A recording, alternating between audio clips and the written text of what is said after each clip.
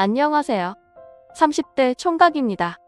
주로 결혼하신 분들이 이곳에 많이 찾아오시던데 저는 저희 아버지 이야기를 좀 해보려고 합니다. 가진 것 없으셨지만 사별 후에 평생 열심히 살아오신 분인데요. 다만 저희 장가 보낼 때 혹여 흠결이 될까 새 장가를 두셨다가 번지르르한 외모에 속아 큰 위기를 겪으셨던 저희 아버지이십니다. 저에게는 3살 아래의 동생이 있습니다. 저희를 낳아주신 친어머니는 동생을 낳다가 돌아가셨다고 하는데요. 망연자실하여 정신이 나가버린 아버지는 피덩이 갔던 동생과 저를 할머니께 맡기고 밤낮으로 병원을 찾아가 의사의 멱살을 잡았다고 합니다. 일주일쯤 병원에 찾아갔는데 의사의 노모가 우리 집으로 찾아와서 흙바닥에 엎드려 빌었습니다. 자기 아들 좀 살려달라고, 제발 합의해달라고요. 정작 의사는 제대로 된 사과도 하지 않고 있는데 말입니다. 좋은 옷과 좋은 가방을 걸친 의사 엄마가 와서 흙바닥에 떼굴떼굴 구르면서 우리 아버지 발목을 잡고 제발 합의를 해달라고 몇 천을 추더래요. 처음에는 돈 필요 없고 병원 문을 닫게 할 거다 소리를 질렀는데 우리 할머니가 어린 저와 갓 태어난 동생을 안고 달려가서 애새끼들 다 굶어 죽게 생겼으니 일단 그거라도 받자고 했답니다. 그 당시 찢어지게 가난한 형편이라 저는 빈혈이 와서 입이 항상 허옇게 마르고 비쩍 말라 있었다고 하더라고요. 집안 형편이 그랬으니 신성아는 오죽할까요? 결국 아버지는 그 돈을 받고 그 길로 분유와 기저귀 그리고 저한테 먹일 소고기를 사들고 돌아왔다고 합니다. 전 3살 때라 기억이 잘 안 나는데요. 제가 고기를 먹고는 너무 좋아서 울었다고 하더라고요. 맛있어서 너무 맛있다고 그 어린 제가 소리 없이 눈물을 줄줄 흘렸다고 합니다. 할머니는 그렇게 말씀하시지만 어쩌면 엄마가 죽었다는 사실을 돌아오지 않는다는 사실을 어렴풋이 느끼고 울었을 겁니다. 엄마의 얼굴도 감감할 정도로 기억이 잘 나지 않지만 엄마가 자기 전에 이마에 입 맞춰주시던 기억, 포근하게 엄마 품에 안겨있던 기억은 지금도 감각으로 남아있거든요. 전 할머니 그리고 아버지 동생과 달동네에서도 제일 높은 집에서 살았습니다. 요즘은 뭐 90년대생은 풍요의 세대다 이런 말도 있던데 90년생인 저한테는 전혀 상관없는 이야기였습니다. 저는 어려서부터 집집마다 신문 돌리는 일을 했습니다. 큰 동네에선 이제 미성년자는 잘 안 쓴다고 하는데 저희 동네에서는 초등학생한테도 알바를 시켜줬었죠. 담배 심부름도 시키고 그래서 몇백 원을 받으면서 그걸로 동생 깎아도 사주고 그랬습니다. 아버지는 그때 받은 몇 천을 미천으로 해서 영세하지만 작은 사업을 차리셨는데 제가 어릴 때라 잘 기억은 못하지만 일이 잘 풀렸다, 나빴다 했나 봅니다.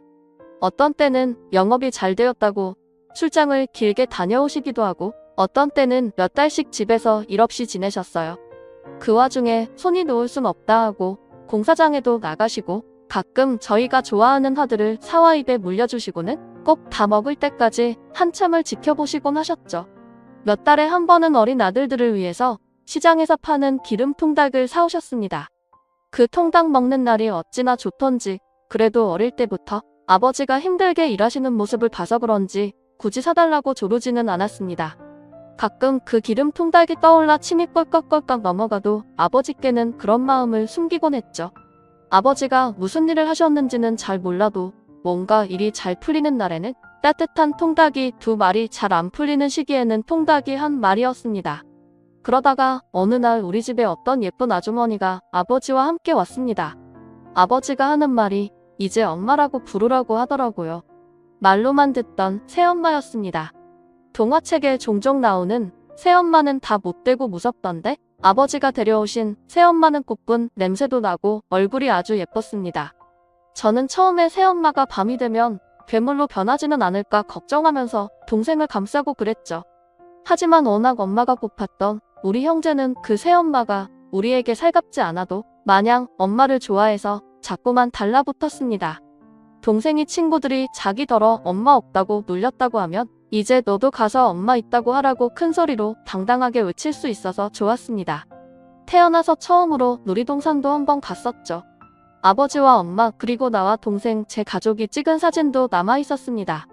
그런데 행복도 잠시 제가 중학교에 다닐 때쯤에 두 분은 점점 자주 다투셨습니다. 돈 문제로 원성이 높아지는 일이 많았습니다. 아버지가 사업을 하면서 돈을 악착같이 모아두셨던 모양인데 그걸 새엄마가 다 썼다는 듯 했습니다. 언성이 높아지고 그게 어떤 돈인데 하고 아버지가 화를 엄청나게 내시니 새엄마는 주저앉아서 눈물만 닦으셨습니다. 모처럼 우리와 함께 살게 된 엄마인데 아버지와 싸우고 우리를 떠날까봐 동생과 저는 너무도 불안했습니다. 지금은 다 컸으니 알게 된 사실이지만 아버지는 자그마한 부속 공장 같은 걸 운영하셨고 새엄마는 그 공장에서 격리 일을 맡았다고 합니다. 공장은 늘 빚에 시달렸는데 새엄마가 격리 일도 잘 못할 뿐더러 비용을 많이 빼돌렸다고 하더라고요. 그걸 두 사람이 같이 살림을 차리고 나서야 알게 되었으니 싸움이 잦을 수밖에 없었습니다. 두 분은 점점 사이가 틀어졌고 아버지는 얼굴이 거칠어져서 나갔다가 며칠씩 안 들어오는 날이 점점 많아졌습니다. 니네 아버지 공장 망했다? 자기 직장이기는 했는데 새어머니는 언제나 남의 일처럼 이야기했죠. 새어머니도 점점 더 우리에게 차갑고 무심해지기 시작했고 사춘기 소년들이었던 우리도 점점 집에서 마음이 떴습니다. 불량한 친구들과 어울려서 골목에서 늦게까지 놀고 들어오는 날이 많았고 늘 우리 할머니만 발을 동동 구르며 어떻게든 저희들 공부를 시키겠다고 속을 많이 태우셨었죠. 그러던 어느 날 할머니께서 돌아가셨습니다. 아침에 학교 갈 때 굽은 손가락으로 10,000원짜리 한 장씩을 주셔서 썼는데 동생은 벌컥 짜증을 냈죠. 아 할머니 이걸로 뭐 하라고 문제집 사고 준비물 사면 남는 게 어딨어? 할머니는 슬픈 눈으로 우리를 보면서 할미가 이건 남을 팔고 옥수수 팔아버는 푼돈인데 미안하다 라고만 하셨습니다. 제가 동생을 잡아 끌고 나오면서 할머니를 한번 돌아봤는데 그때가 마지막이 될 줄 알았으면 좀 더 잘해드릴 걸 후회가 남네요. 장례식장에서 아버지는 해골처럼 바싹 마른 몸으로 말씀을 하셨습니다. 사람의 운이란 다 때가 있는 것이다. 이제 우리 집안은 운이 다해서 끝나버린 것 같지만 아직 때가 남아있을지도 모르고 언제 기회가 올지 모른다. 할머니 보내드리는 거 너무 죄송하고 서글프지만 정신 차리고 밝게 살자. 아직도 다 쓰지 않은 운이 남아있다고 생각하자.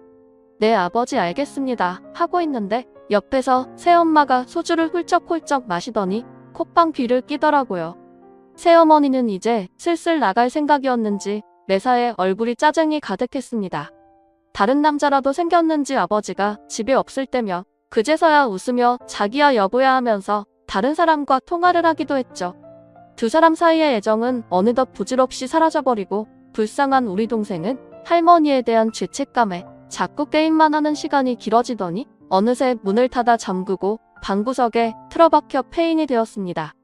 저는 고등학교를 졸업했고 성인이 되었지만 대학은 진학하지 않았습니다. 빨리 취업해서 아버지를 도와드리고 싶었어요. 어릴 때는 이 정도까지는 아니었는데 집에서 매일 말라가는 아버지는 마치 중병 환자 같은 몰골이 되셨습니다. 그리고 자꾸 고열이 나시길래 병원 예약을 잡아드렸었죠. 그런데 그날 새벽 일이 터지고 말았습니다. 몇 시간만 더 지나면 병원에 가실 수 있었는데 종합병원 예약을 다 잡아놨는데 아버지가 새벽에 목이 타셨는지 일어나서 물을 드시고는 화장실에 들르시다가 휘청 쓰러지신 겁니다.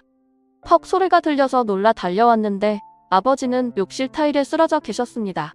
옛날식 주택이라 바닥 문턱은 두꺼운 콘크리트 문턱이었고 문턱에 찧은 머리 뒤에서 피가 흥건하게 흘러나왔습니다. 울고 불고하며 구급차를 불렀죠. 새엄마도 놀라 울부짖고 집안이 아수라장이었습니다. 그렇게 아버지는 다음날 아침 건강검진이 아닌 응급실 환자가 되어 새벽부터 병원으로 들어가셨습니다. 겨우 검사를 했는데 청천벽력 같은 소식이 들리더군요. 제가 보기에도 평소 아버지가 몸이 안 좋으실 거라고 생각했더니 루푸스라고 불리는 자가 면역질환 환자라고 하더라고요. 주로 젊은 사람들이 걸리기는 하지만 아버지가 그동안 계속 피곤해하셨고 얼굴이 검어지셨다가 몸에 뭐가 났다가 하는 증상들이 다 루푸스의 전조 증상이었을 거라 하는데 참을 말이 없었습니다. 루푸스 자체로 죽는 질환은 아니지만 면역 계통에 이상이 와서 자기 세포를 죽이기도 하는 병이라고 어떨 때는 백혈구 수치가 줄어들기도 하고 어떨 때는 심장에 이상이 생기기도 하니까 평생 약을 먹으면서 관리해야 한다는 말에 가슴이 무거웠습니다. 그래서 머리 손상은 어떻게 되었냐 했더니 의사가 하는 말이 출혈이 너무 심했고 뇌 손상도 왔는데 루푸스 때문에 상황이 더 악화되었답니다. 평생을 낮은 지능으로 사셔야 하고 루푸스 약은 또 별도로 먹으면서 치료를 해야 된다는 겁니다. 게다가 간 수치도 몹시 나빠져 있었고 신장도 손상되어 투석을 받아야만 했습니다. 희귀 난치성 질환으로 비용 부담을 국가에서 상당 부분 해준다고는 하지만 그래도 없는 형편에는 자기 부담금도 버거웠습니다. 제가 그날 무슨 기분이었는지 어떤 마음으로 담배를 세 갑이나 피웠는지는 아무도 모를 것입니다. 그냥 사라지고 싶었습니다. 아버지가 말한 운이라는 게 이런 거면 그냥 우리는 쫄딱 망했다 싶더라고요. 병원에서 초췌하게 누워 계시는 아버지를 두고 그 와중에 아르바이트를 가야만 했습니다. 병원 로비에 어떤 가족들이 눈에 띄었다죠. 우리처럼 아버지가 입원해 계신 모양인데 서로를 걱정하면서 서로 자기가 아버지 곁에 남겠다면서 아웅다웅하는 모습에 눈물이 났습니다. 새어머니는 아버지가 그렇게 되었다는 걸 받아들이기 힘들었는지 한 이틀은 병원에 왔다 갔다 하시더니 더 이상 아버지를 찾지 않았습니다.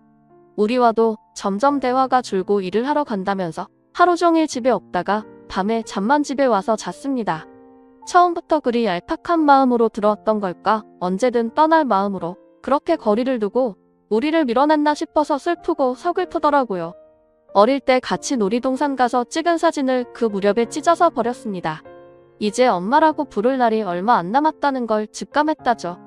동생은 방에 틀어박힌 지 너무 오래된 중증 우울증에 사회성 부족이고 유일하게 아버지를 정성적으로 보살피고 케어할 수 있는 건 나인데 낮 시간에 아버지를 혼자 병원에 두고 나오려니 팔이 참 안 떨어지더라고요. 심지어 그런 와중에 군대 영장까지 나왔습니다. 앉아서 한참을 고민하다 병무청에 어떻게 빠질 일이 없는지 물었습니다. 사실혼 관계에 부인도 있고 고등학생 동생도 있고 아버지가 당장 돌아가실 만큼 위중한 상황은 아니고 그래서 할 수 없이 입대를 할 수밖에 없었습니다.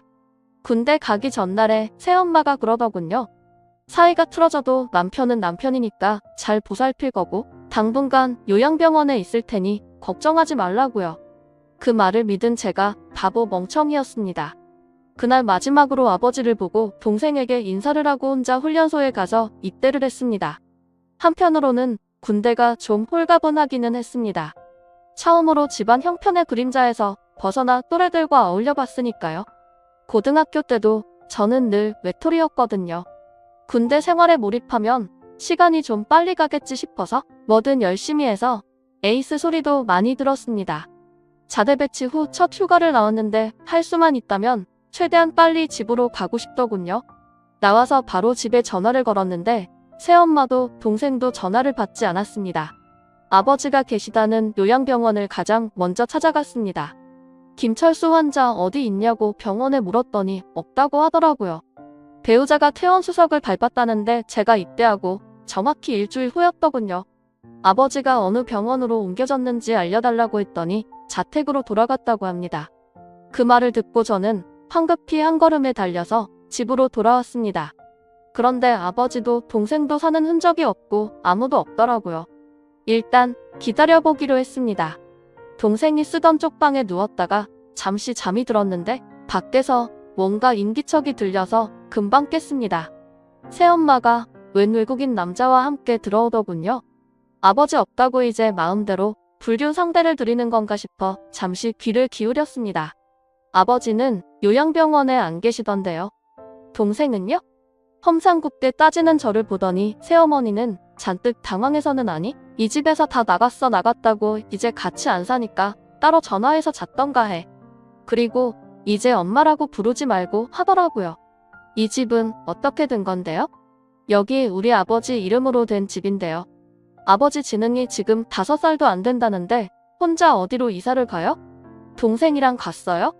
하니까 행설수설하면서 아무튼 지금은 자기 집이랍니다. 아버지가 무슨 각서와 권한을 줬다기에 동사무소 가서 떼요떼봐요. 했더니 버럭 짜증을 내면서 행설수설합니다. 군인의 신분으로 휴가를 나온 저로서는 1분 1초가 소중했기 때문에 얼른 아버지를 찾아야만 했습니다. 아버지 어디 있는데요? 어디 있냐고요? 내가 어찌하냐? 집을 나갔는데. 내 아버지 가출하고 나가고 내 동생도 좀 이따 정리하고 나갔어. 아버지가 그 몸으로 밖에 나갔다고요? 가출을 했다고요? 말이 돼? 어디다 버렸지? 어디다 버렸어? 막 소리를 질렀는데 외국인 남자가 야야야 이 집에서 나가. 여기 우리 거야 하고 말도 안 되는 소리를 해대더라고요. 그러다 결국 동생을 만난 곳은 동네에서 30분 거리에 있는 고시원이었습니다. 제가 군대 가고 나서 새엄마의 폭언이 너무 심해져서 아예 고시원으로 옮기고 아르바이트 자리도 구해서 다니고 있다고 하더라고요. 형이 훈련소 갈 때 나한테 해준 이야기들이 도움이 됐어. 고마워. 이제 정신 차리고 살게. 짠하기도 하고 미안하기도 하고 대견하다고 말해주고 싶었지만 저는 먼저 아버지의 소식을 물었습니다. 아버지는 어디 계시냐? 그러자 동생이 눈을 동그랗게 뜨더니 아버지 요양병원에 있는 거 아니야? 하더군요. 자기가 아침을 챙겨 나갈 때 아버지는 요양병원에 있는데 상태가 갑자기 나빠져서 면회가 안 된다고 새엄마가 어차피 가도 못 만난다고 했답니다. 대충 그림이 그려졌습니다. 그 여자가 요양병원에서 아버지를 빼내서 어딘가에 버린 듯 했습니다. 우리는 파출소에 뛰어가서 아버지 실종 신고를 하러 갔습니다. 그런데 아버지의 인상착의를 가만히 듣던 경찰 한 분이 대전역에 노숙인 중에 비슷한 분이 계시다는 겁니다. 어저께 어떤 노숙인이 얼마 전에 편의점 앞에서 계속 우왕좌왕 하시길래 이송하려고 했더니 아니라고 로또 간판을 절박하게 가리키시길래 도와드렸다고 하더라고요. 이야기를 들어보니 저희 아버지 같다 하시는 겁니다. 저희는 당장 대전역으로 달려갔습니다. 경찰분들의 도움으로 금방 아버지를 찾을 수 있었죠. 뭔가를 덕지덕지 둘러쓰고 있는 휑한 사람을 하나 가리키더군요. 당장 달려가서 얼굴을 확인했습니다. 입가에 침을 흘리고 눈이 풀려있는 그 사람, 바로 우리 아버지였습니다. 동생과 저는 그 자리에서 지린내가 나는 아버지의 몸을 껴안고 한참 울부짖었습니다. 아버지는 뭣도 모르고 우릴 보면서 해주욱이 웃었는데 간 수치가 나빠서인지 얼굴이 거의 검은색으로 보이더라고요. 병원에 있어야 할 사람을 어떻게 이렇게 길바닥에 내몰았는지 가슴이 찢어지고 할 수만 있다면 그 여자를 죽이고만 싶었습니다. 아버지가 대전역에 있다고 알려주신 경찰분께서 노숙인들 중에서 쪽방에 거주하시는 분들이 계신데 아버지도 집이 있으신 걸로 안다고 알려주더군요. 경찰을 따라 쪽방으로 갔습니다. 새엄마가 이곳에 아버지를 버렸던 건지 몸을 겨우 누울 만큼 허름한 공간에 나무 문짝이 하나 달랑 붙어있는 열악한 곳이었습니다. 하다못해 낡은 푸세식 화장실의 문짝마저 알루미늄인 곳이었죠. 그런데 아버지가 갑자기 휘죽 웃으면서 우리 형제 손을 잡아 안쪽으로 끌더라고요. 곰팡이 짜던 내가 풀풀 풍기는 집에서 누렇게 변한 매트리스 안에 자꾸만 손을 집어넣더니 무언가를 꺼내 우리한테 내밀었습니다. 복권 용지더라고요. 복권 용지 위의 좁은 공간에 우리 형제의 이름을 쓰려다 실패한 듯한 흔적이 있었습니다. 희미했지만 초성이 보이더라고요. 우리를 보며 그 종이를 꼭 쥐어주는 아버지 때문에 또 울었습니다. 그날 아버지는 바로 다시 병원에 모셨습니다. 병원에서 그러는데 간과 신장에 심각한 합병증이 왔다고 하더군요. 깨끗이 씻고 면도와 이발도 하고 깨끗한 옷으로 환복시켜드리고는 아버지를 보는데 동생이 똥 무너져 내렸습니다. 형, 이게 다 내 탓인 것 같아. 할머니도 그렇고 아버지도 그렇고 난 왜 제대로 하는 게 없을까? 동생에게 전에 할머니가 돌아가셨을 때 아버지가 해주셨던 말씀을 다시 해줬습니다. 사람마다 운이 정해져 있는데 그 운이 언제 올지는 아무도 모른다고. 우리 운은 아직 멀었을지도 몰라. 라고 말하면서도 참 험한하고 이런 이야기밖에 해줄 수 없는 내가 그저 비참하기만 했습니다. 아버지도 그런 마음으로 어린 저에게 운이 어쩌고 하셨을까 싶더라고요. 동생은 아버지 곁에 남고 저는 변호사를 찾아 새엄마를 유기 혐의로 고소하려고 한다고 이것저것 상담을 했습니다. 배우자가 아기를 품고 다른 한쪽을 유기하거나 했을 경우에 이혼 소송을 할 수 있다는데 일단 두 사람은 사실혼 관계에 있고 둘 사이에 자료도 없는 터라 생각보다 법적인 처벌이 상당히 부족할 거라는 생각이 들더라고요. 어떻게든 내 손으로 저 여자를 끝장내고 싶었습니다. 착잡한 마음으로 길을 걷다가 편의점에서 복권 간판이 붙은 게 눈에 들어왔습니다. 문득 아버지가 주신 복권 용지를 확인하지 않았다는 생각이 들었죠. 지갑에 소중히 넣어뒀던 복권을 꺼내 휴대폰으로 당첨 번호를 검색해봤습니다. 어라 번호가 너무 잘 맞았습니다. 아니 눈을 비비고 봐도 폰을 껐다가 다시 켜고 종이를 보고 또 봐도 영락없이 1등 당첨이었습니다. 번호가 다 맞았습니다. 길 한복판에서 거의 비명을 지를 뻔했는데 간신히 이성을 찾고 병원으로 돌아가 동생에게만 이 사실을 알렸습니다. 동생에게 당첨금은 세금 떼고 무조건 반으로 나누되 너도 3분의 1은 꼭 적금을 하라고 돈이 사라지지 않게 잘 묶어두라고 했습니다. 그리고 다음날 은행에 바로 갔습니다. 수령액이와 제가 꿈에서조차 만져보지 못한 금액이더라고요. 세금을 떼고도 자그마치 22억이었습니다. 아버지를 찾아주신 데다가 복권 당첨까지 되게 해주신 경찰관님께 사례금을 크게 드리고 싶었는데 절대 받을 수 없다면서 거절하시더라고요. 대신 기부를 하라고 하셔서 이 세상에는 따뜻하고 좋은 사람이 참 많구나 하고 느꼈습니다. 2억 원은 여러 곳에 나누어 기부를 했습니다. 저희처럼 고생하는 어린아이들을 위한 센터에 기부했는데 동생이 무척이나 기뻐하더군요. 마음의 빚을 치우는 느낌이라고 동생과 10억씩 나누고 동생도 저도 상당 금액은 예금으로 묶었습니다. 다만 저는 할 일이 더 남아 있었습니다. 흥신소에서 가장 비싼 단가를 불러 사람을 샀습니다. 새 엄마의 모든 것을 탈탈 털었습니다. 새 엄마가 푹 빠져있는 외국인은 불법 체류자더군요. 걔는 신고해서 보내버렸습니다. 아주 둘이 죽고 못 살 정도의 사이인 듯 했는데 강제 추방당했으니 삶의 낙이 없어졌죠. 그럼에도 우리가 아버지 명의로 살던 집을 차고 앉아 자꾸만 안 나가기에 그냥 증축해버리기로 하고 그 여자는 바로 내쫓아버렸습니다. 무단 침입으로 경찰 부르겠다고 했더니 사실혼이고 자기가 뭐 새 엄마니 어쩌니 하길래 변호사 사무실에서 도움을 받아 배우자의 악의적 욕이 어쩌고 하는 법정을 들이댔더니 바로 꼬리를 내리고 도망을 치더라고요. 정말 제가 생각해도 지독하게 쫓아다 냈습니다. 저는 사치하는 사람이 아닙니다만 최고급 외제 차량 한 대 뽑아서 아침마다 그 여자가 사는 고시텔을 앞으로 찾아갔죠. 나중에는 아예 알바생을 하나 뽑아서 커다란 패널에 남편 병 들고 돈 없다고 버린 여자 김땡땡이라고 써서 하루도 안 빠지고 들고 있게 했습니다. 그렇게 죽을 듯 살 듯 쫓아다니니 이럴 거에도 금방 잘리고 일이 잘 풀릴 리가 없었죠. 결국 저를 찾아와서 싹싹 빌더라고요. 미안하다 아들아 제발 용서해주라. 네 아버지 버린 거 바람핀 거 다 내 잘못이다라고 비는데 전 당신 같은 엄마 둔 적 없어요. 엄마라고 부르지 말라면서요. 이제 인생의 원수가 되었는데 제가 어떻게 웃는 낯으로 용서해요? 했더니 그 자리에서 막 울고 불고 난리가 났더라고요. 차에 태워서 아버지가 계시단 쪽방에 보냈습니다. 쪽방 안에 집어넣고 지금부터 아줌마가 살 집은 여기라고 했더니 실신할 만큼 울고 불고 하더군요. 여기서 딱 한 달 살고 나면 더 이상 쫓아다니지 않겠다고 했더니 알겠다고 했죠. 아, 그 다음은 저도 어찌 되었는지 모릅니다. 흥신소 직원이 하는 말이 3일쯤 되는 날에 거북도 못 걸치고 맨발로 도망갔다고 하더라고요. 그래도 그 정도면 어디 가서 살아도 평생을 두려움에 떨겠죠. 저희 형제는 최근에 아버지 장례를 치렀습니다. 아버지가 평생 고생만 하시다가 가서 마음이 무척 좋지 않았습니다. 성취하는 몸으로 밥이라도 사드시지 복권까지 사서 그 위에 저희의 이름을 적으실 줄은 몰랐죠.